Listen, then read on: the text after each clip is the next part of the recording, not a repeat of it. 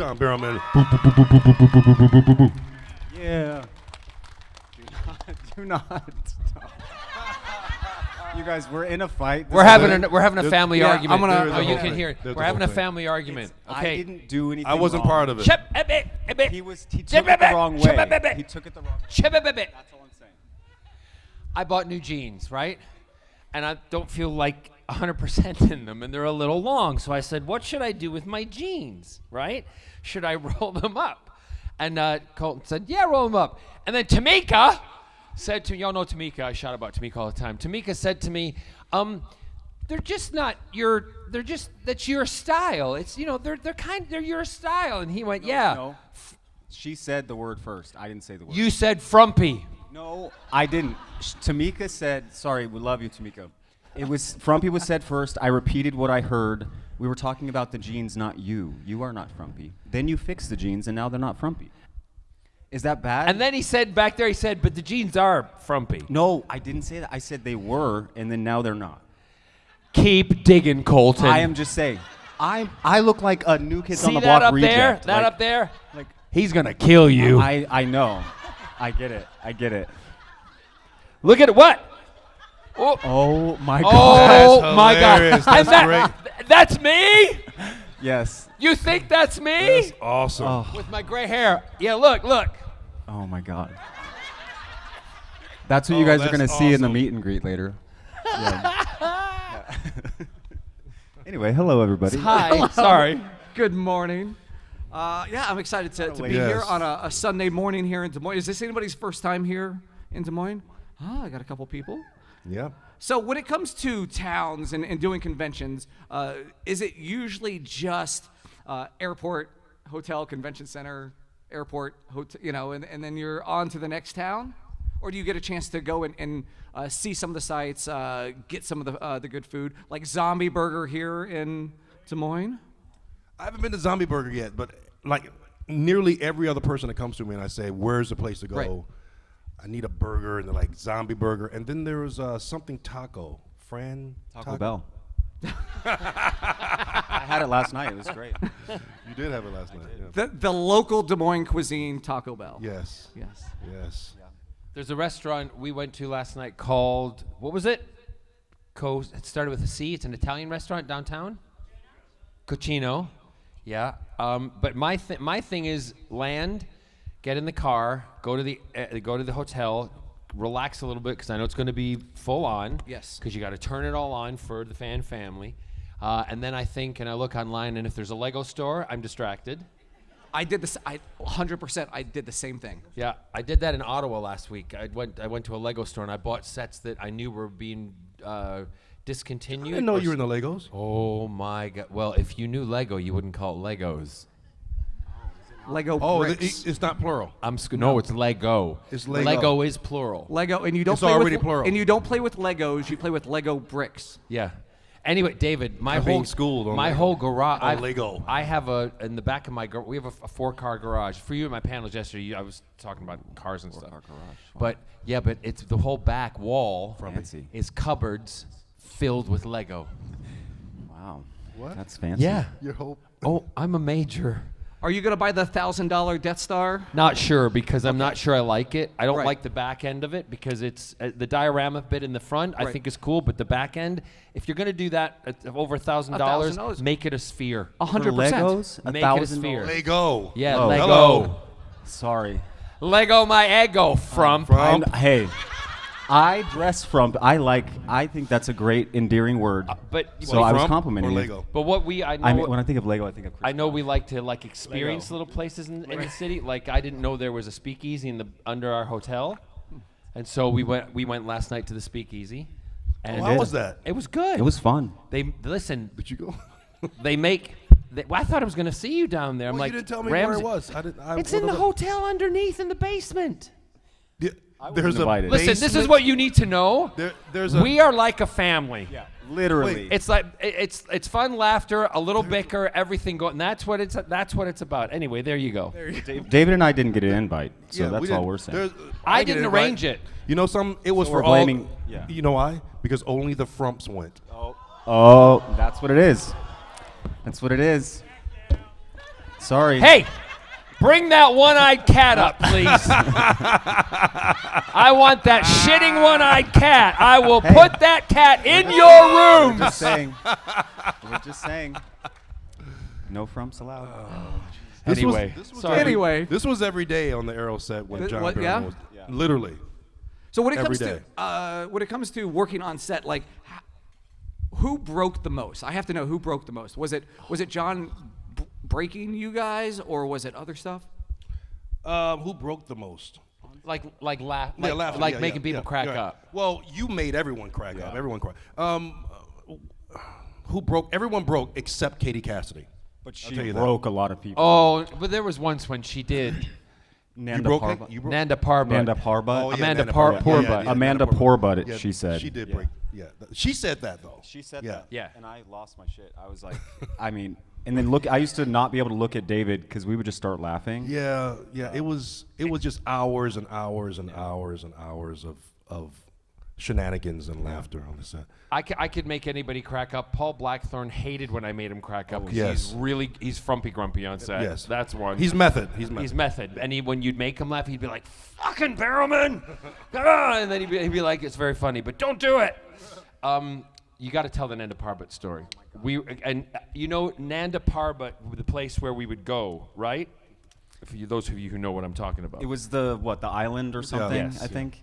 And Katie can memorize like 5 pages of dialogue in a second, and she would have every word like perfect. And then instead of saying Nanda Parbat, she said Amanda Poorbutt, and I could not handle it. I think there's like a blooper, something on the blooper reel, but then we did it again. we didn't tell her to correct it. No, because she did it again, and I was just like, someone's got to tell her that she's saying Amanda Poorbutt.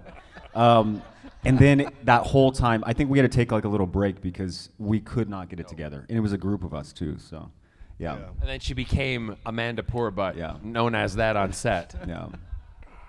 So the budget for filming time had to double then every time. They just baked that into the filming time. No, there were times when the producers were really like, guys, like you really have to. I mean, I think part of it was. We worked so closely together, and we were working for like 12 hours straight. So some of the most asinine things would become the most hilarious, funniest things. I remember John Diggle, for whatever reason, said "son of a bitch" a lot, right? Like, oh, that son of a bitch, whatever.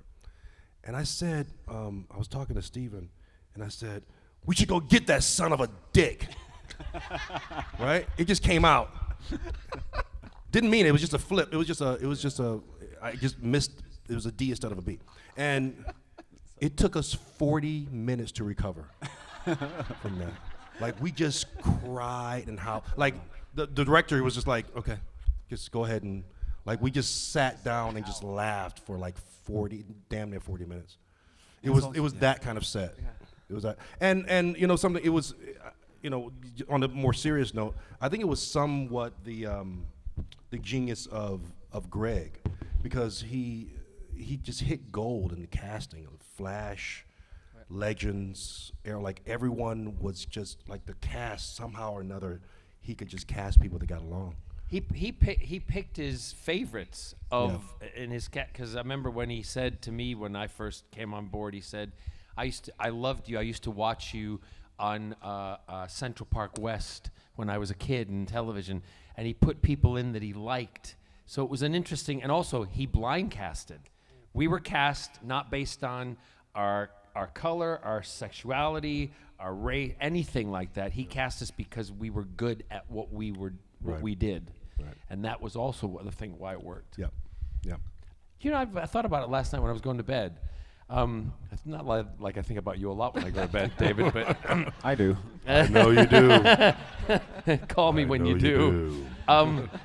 But we never really got to do scenes together.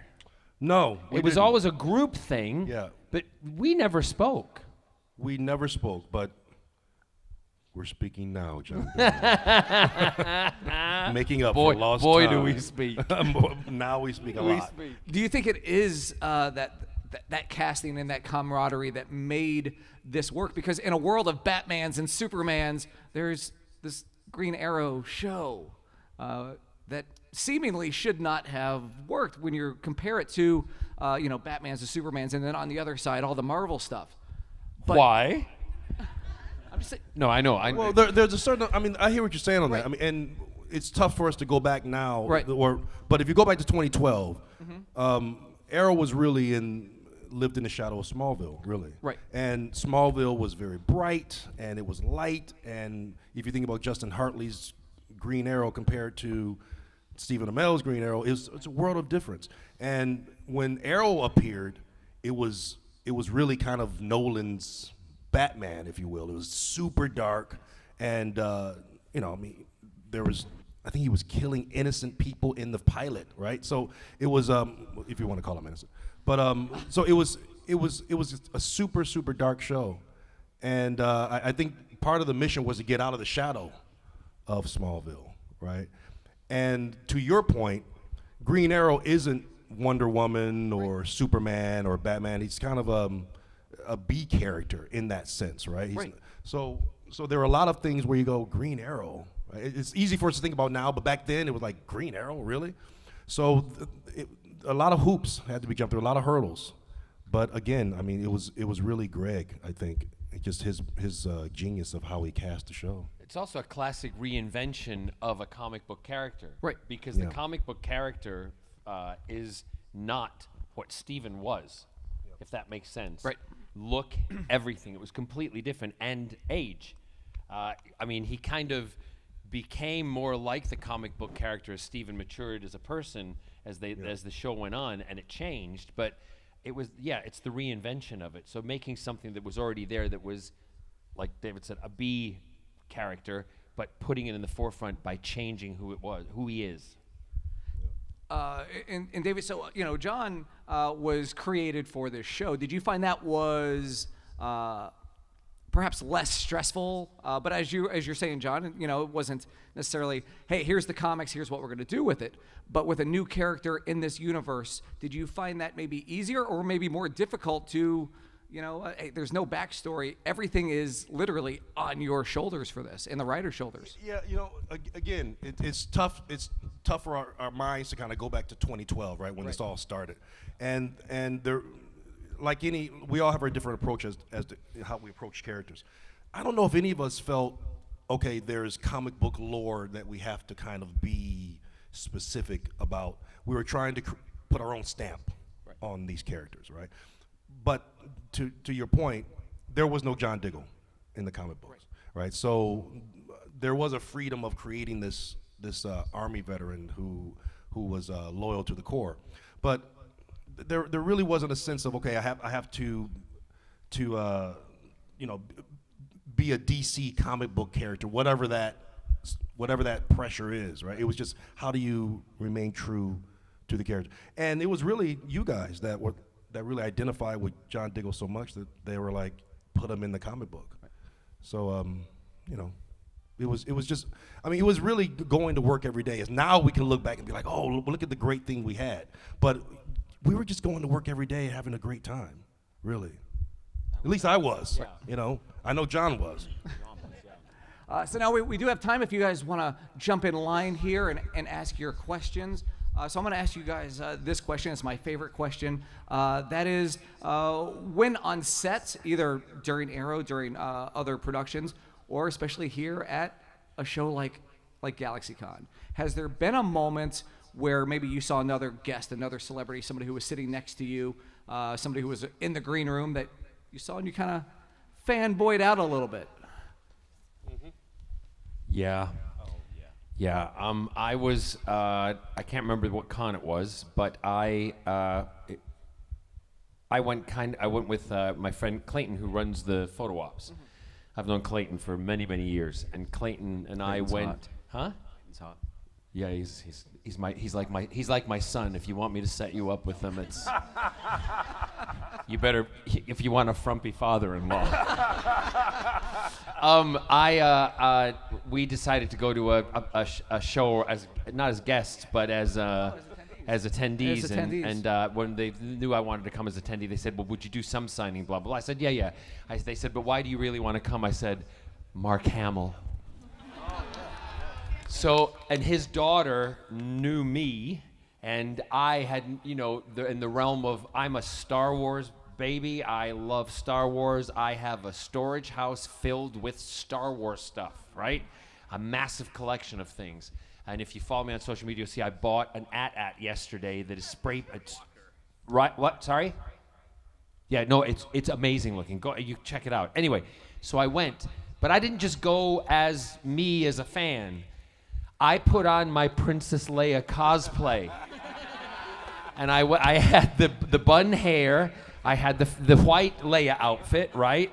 And instead of the long skirt, I had on my R2-D2 sequined hot pants, and big high boots. And I walked into the photo op, and Mark's sitting there on a chair, and he went, "Barrowman, fantastic! Get over here." And the picture, I'll post it. I'll find it. And I'll post it today. It's me with Mark Hamill doing this, like next to him, and he's just looking at me going. But his daughter told him it's John, but he does cosplay, and told me about Doctor Who. So he was pre-warned. Because I think if I'd walked in and not knowing, he'd have been like, Jesus Christ. So that was my big fan. Colton, thing. there's only one correct answer here to get you out of the frumpy doghouse. Well, no, we met long before a convention. So, Barrowman and I met on a plane, and then we were walking out of the airport in Vancouver, and this is the time there was like paparazzi every time we're at the airport. John grabs my hand in front of the paparazzi, and there's all these like rumors the next day. Or Colton, and I'm not even out yet, so it was like, I was like, John, what are you doing? Which that was, but obviously we're being stupid. Yeah. It'll get pressed for the show. And Give me your hand. that was the first time. The first time we met, and I had told him, I was like, I love watching you and the producers, and I'd known about John forever, so I fanboyed about John far before the cons. But but Jason Momoa was the person. He was at a con when we were in England one time, and he was just like, he was so cool, and so I was like freaked out about that. But yeah, that's who I was. Who's your big one? The great late Nichelle Nichols. Oh, yeah. Yes. When I met her, it was just like, that's Uhura. And she was just so gracious. Like, she was just light everywhere she went. It was just like everyone's just like, it was this thing that there was light that just, I think she had a key light that was over her head every time she just walked around. But yeah, I fanboyed. That's a great one. Over her. You heard the story about her with she was going to leave The show? the show Star Trek, and then someone came up to her and said to her what an inspiration she was, and and you know who it was? Martin Luther King. Oh, I can believe that. And Sure. he said to her, I might be misquoting, Right. but he said to her, you know, you're an inspiration to the community, all that kind of stuff. Yep. And she realized she had to go back to the show. That's a great story. And I believe it. Right. Yeah, She's for sure. absolutely. Yeah, she was Absolutely. amazing. I love the answers. By the way, so we have our first question here.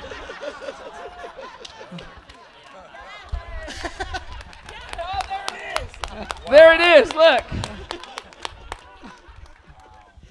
Don't ever say I don't enjoy myself. Barrowman has the best legs. Right? Like, his legs are just crazy. Bevel? Wow. Your calves, dude. Gymnast as a kid. Were you a gymnast? Yeah. Really? Firm believer that when you're going through, if your kids are going through puberty, put them in. And I'm not a sports person myself, but put them into some kind of sport they like, and it will develop things for the Yeah, future. your calves are sick. All right, well, follow that. Hi, what's your name? I'm Sarah. Hi, Sarah. As performers working either on stage, film, TV series, how does that or has that changed you as a consumer of performance media? Like, are you still able to kind of suspension of disbelief, really like entertain yourselves, or do you kind of like, oh, hey, that was really cool, I might take that in, or potentially, why did they make that choice? That was insane. Yeah.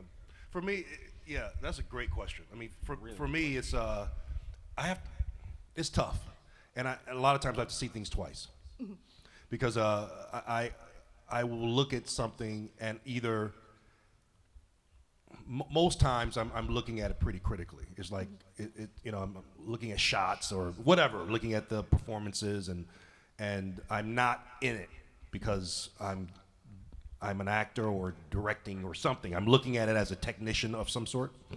And the things that I don't look at that way is probably that's probably the thing I go, oh, it was really good because I didn't do that, right? It transported me someplace else.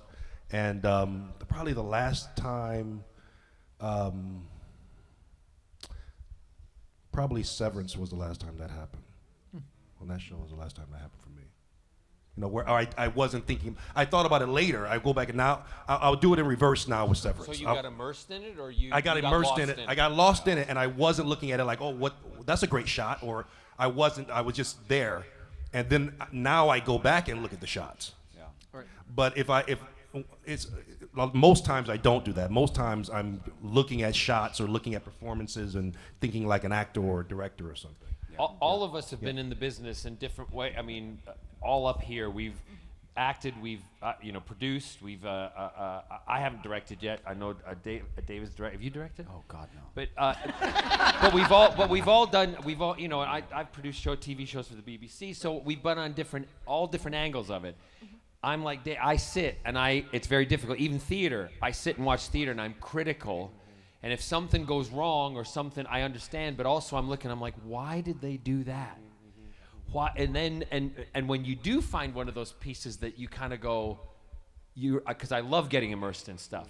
And if I'm, even with my husband watching television, or if we're watching a movie at home, I say to him, don't ask me questions, don't say anything, because I know I'm going to get immersed. I want to get immersed in this, right? And then be taken away with it. And it's very difficult, but when it happens, it's great. And then, like yourself, you go back and you go, I want to see how they did that, and then you pick it apart. Yeah, I mean, I can't watch. I don't even have a TV, so I can't watch. I can't tell you the last thing I've watched because I get too taken out by like continuity. Like if someone's hair is out of place, and it just takes me out completely. And then I'm also thinking about because some actors like processes are like a little bit too much, and like people take things a little too seriously sometimes, and I think it's ridiculous, but no shade to those people, but still it's hard for me to like really watch something and stay interested.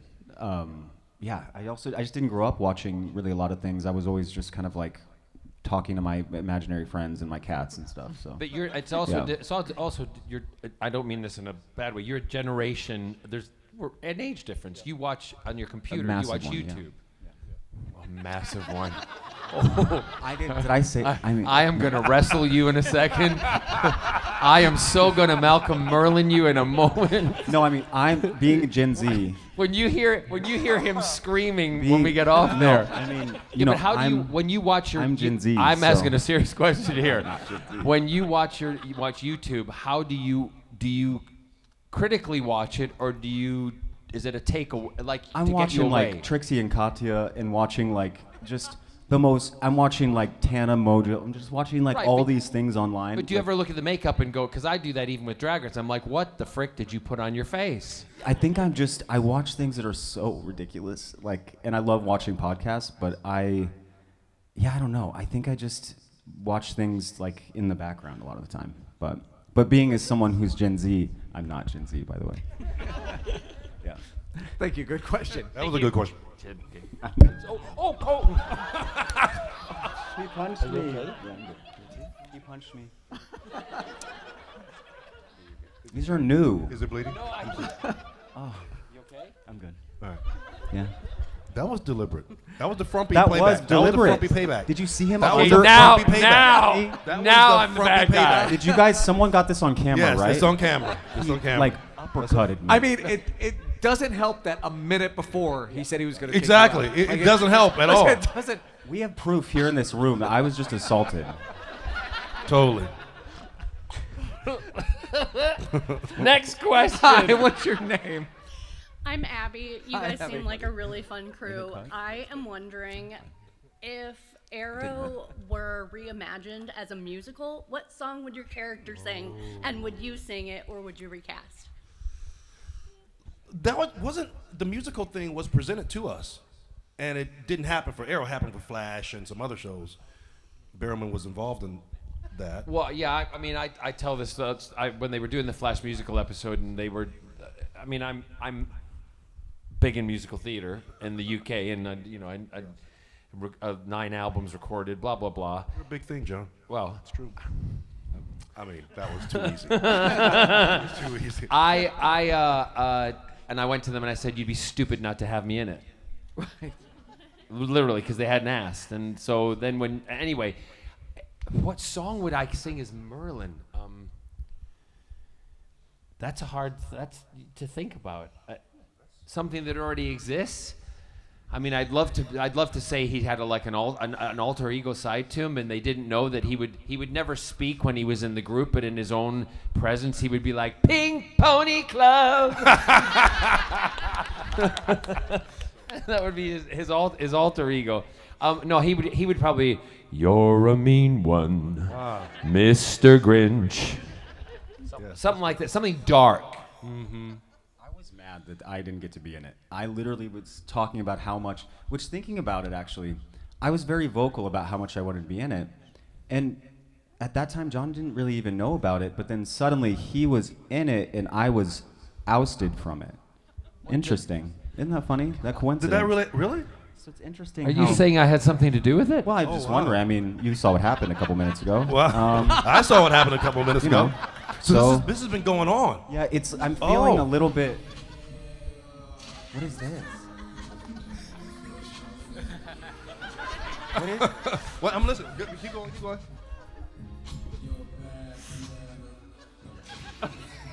Mr. Grinch. Oh, this is great. That was Like a jaw rule remix. All right. Yeah, but it's just very interesting. I didn't know you sang. Well, you know. Give us a go. No, I See? can't. I couldn't. See? What song would it be? What song? Do you know what song it would be? It would be probably Sierra Goodies. Can I you love that imagine song. Red Arrows? Yeah, that's what I was saying. Sierra's Goodies. That would be awesome. That's one of my favorite songs. No, but musical theater, it would be, I like Wicked.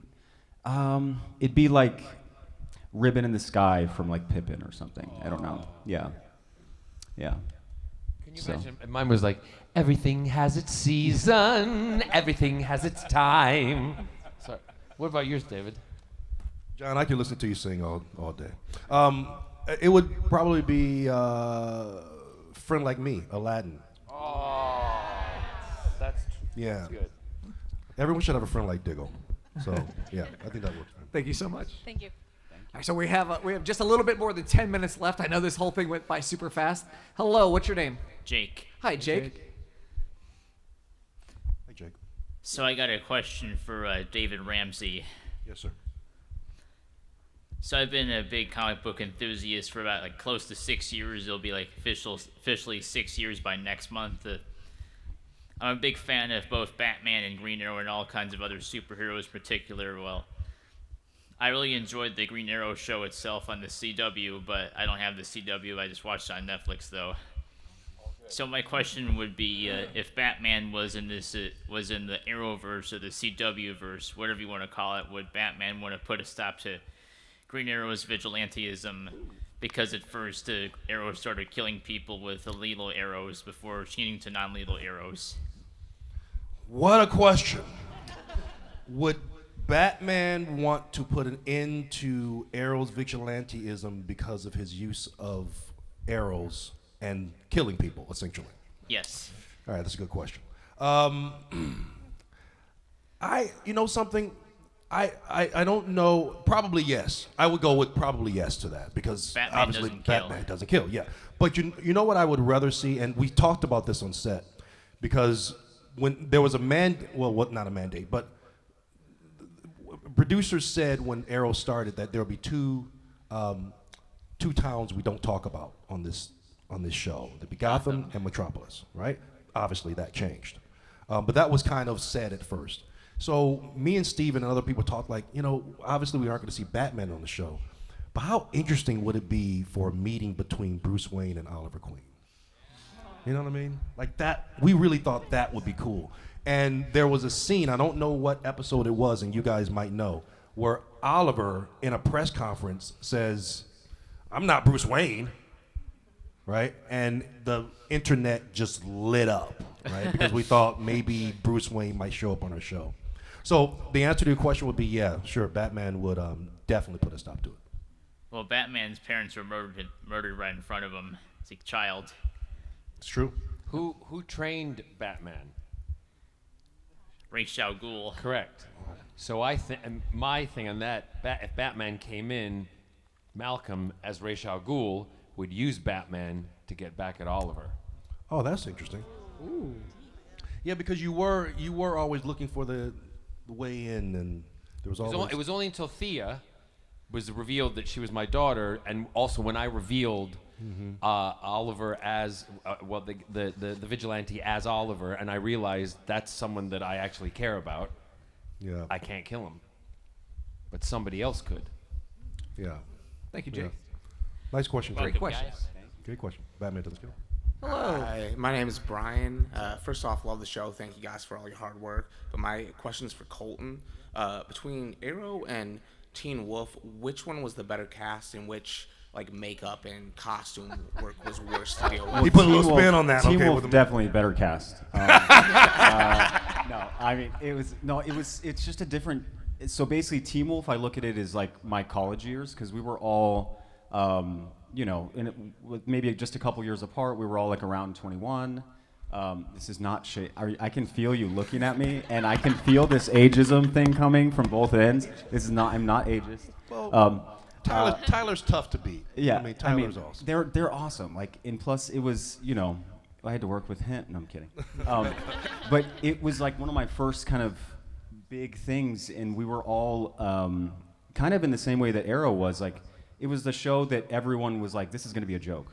And then we came out, it was like this kind of goofy show, and it became this huge thing. And then I went off and kind of felt like I graduated college, and then started being an adult whenever I was on Arrow, and it was just completely different. The cast dynamics were different, but we all had incredible bonds on both shows. I mean, Holland's at my house watching my cats right now. Who plays Lydia, and yeah, but then we all just in my 20s, we're all going through stuff, but we all confided in each other and went through life things together. So yeah, in that regard, they're both incredible. But yeah, Way to save it. yeah. Thank you so much. Thank you. Hello, what's your name? Hi, I'm Liberty. Hi. My question is, did any of you have a favorite crossover episode? Never in a crossover. So mad. Never. Who do you attribute to that? Him. It wasn't really a crossover, but I got to go. Malcolm was in Legends, and that was, if you consider that being a crossover type thing. Sure. I loved playing him in Legends because I gave him a little more lightheartedness because it was a different universe, a different time, kind of timeline thing, and so that was it was fun to do that.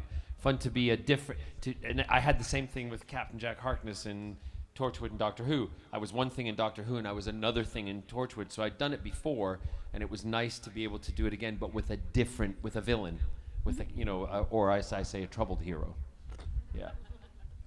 Yeah. Favorite one was easily Stephen and Grant crossover. Stephen in Flash outfit, the funniest thing you've ever seen in your life. And Grant, he owned the Green Arrow. There was a toughness that came. And Stephen, the beard in the cop, it was hilarious. We couldn't stop laughing. So that, for me, that was the best crossover. Thank you. Yeah. Thank you. And are you buying the $1,000 Death Star back there? No. But, Hello. My name is Nathan. I was wondering, is there anything about the final season you'd change if you could? Anything in the final season? Yeah. I put my daughter on the bomb.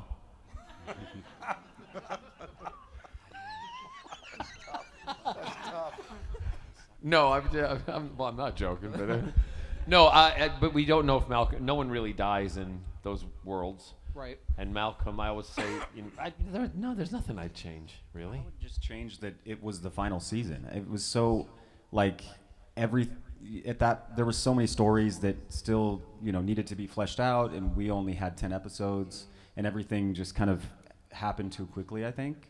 And also, it came to a point where I think all of us, when you're in the middle of filming a show and it's not quite the end yet, you're like, okay, this is great. But then when the end comes, the emotions start, and you're like, man, I really wish I could go back and do things differently, and you don't want it to end. And that happened a lot. I mean, there was so many tears towards the end.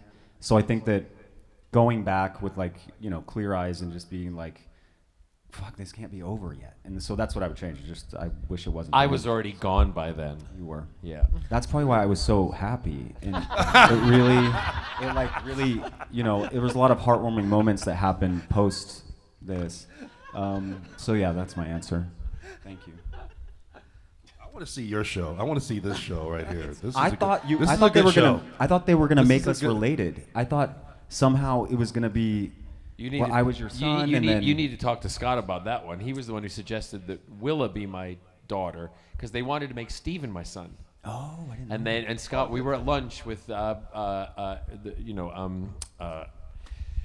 producers, and we're sitting Mark and and we're sitting, and Andrew, and we're sitting having lunch, and they're saying we want to make Steven Malcolm's son because it'll change the dynamic and blah blah blah. And Scott went, my husband eating his salad went, no, that'll be too much like Star Wars.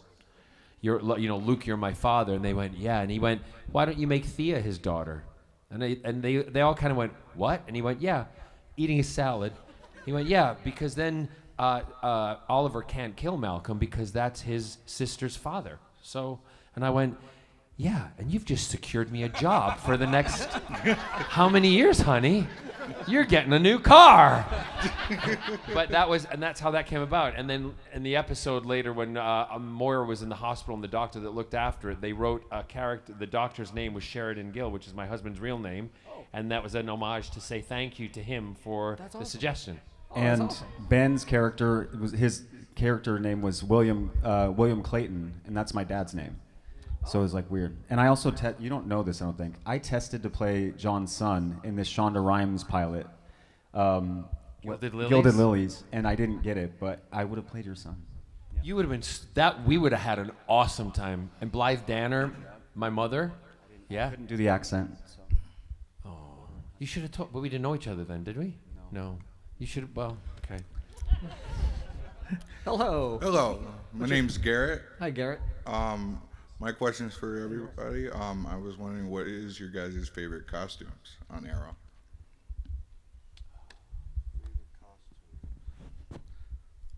I know right away. I loved wearing the Green Arrow outfit when I did it. I did too. I loved it. Yeah, I loved it too. I liked Katrina Law's outfit. I don't know if you guys remember Katrina Law, but she had a great outfit that I liked.